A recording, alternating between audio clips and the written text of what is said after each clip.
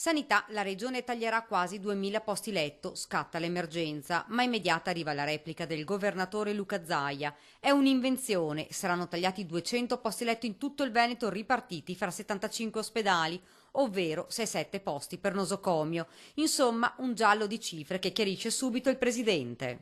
Roma con la spending review, governo Monti ci dice di tagliare 1800 posti letto. Ci vengono da subito riconosciuti 200 posti, che sono quelli per i pazienti che vengono da fuori regione, quindi 1800 meno 200 fa 1600. Dei 1600 noi come regione ne recuperiamo 1200 dando vita agli ospedali di comunità, ovvero il paziente lungodegente, gli hospice. È inutile utilizzare l'ospedale, quello classico, per dei pazienti che comunque hanno diritto a delle cure specifiche e quindi all'ospedale di comunità. Quindi 1600 meno 1200 fa 400.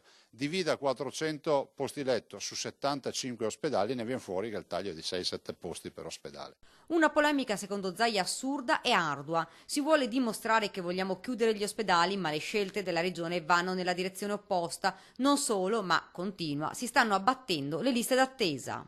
E siamo proprio noi quelli che si sono addirittura inventati di aprire gli ospedali di notte, il lunedì, il mercoledì, il sabato e la domenica, dal 1° settembre tutti aperti di notte, dalle 8 a mezzanotte.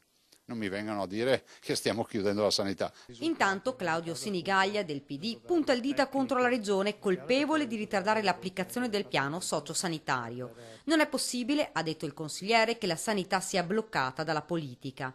Il Veneto, termina, ha bisogno della riorganizzazione della sanità, una richiesta avanzata anche da Lucio Tiozzo, capogruppo del PD. Non si può proseguire con questa situazione che lascia nell'incertezza l'utenza e gli addetti sanitari del Veneto.